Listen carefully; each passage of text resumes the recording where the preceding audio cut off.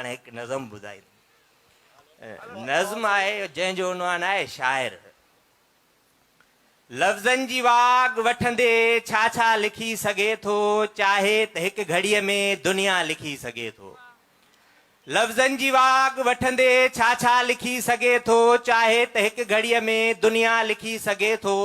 महकूम खे उथारे आका लिखी सघे थो, आला जो अंत आणे अदना लिखी सघे थो, अदना खे हिम्मतूं ॾेई आला लिखी सघे थो। ज़ंगजी वयल दिलयुनि खे धोई लिखी सघे थो। जेको लिखणु चाहे सो ई लिखी सघे थो। वाह वाह वाह। जेको लिखणु चाहे सो ई लिखी सघे थो। फिक्री उॾाम साहू आकाश खे छुहे थो।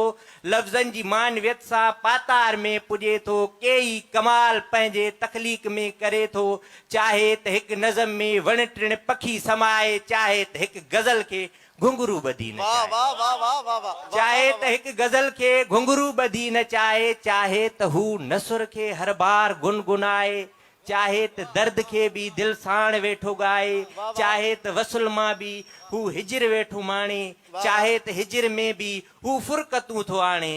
अहिड़ा कमाल हितड़े कोई लिखी सघे थो। जेको लिखणु चाहे सो ई लिखी सघे थो। वाह वाह वाह।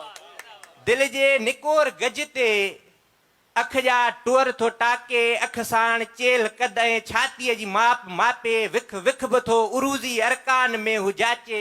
फेलुन मुफ़ाइलुन या मफ़ूल फ़ाइलातुन, अख जो बहर अलॻि ऐं विख जो रिधम अलॻि आहे। हुन जो अलॻि अक़ीदो, हुन जो अलॻि धर्म आहे।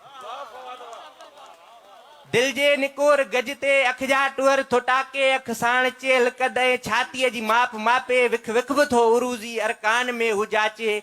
फेलुन मुफ़ाइलुन या मफ़ूल फ़ाइलातुन, अख जो बहर अलॻि ऐं विख जो रिधम अलॻि आहे। हुन जो अलॻि अक़ीदो, हुन जो अलॻि धर्म आहे। महबूब ॾांहुं वींदे हूअ जो विखूं खणे थो।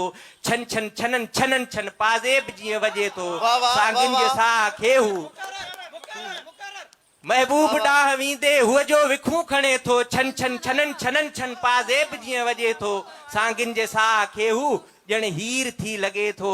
धरतीअ जे दुश्मननि खे को तीर थी लॻे थो। ॾुख मुरकंदे ख़ुशियूं सभु रोई लिखी सघे थो। जेको लिखणु चाहे सो ई लिखी सघे थो।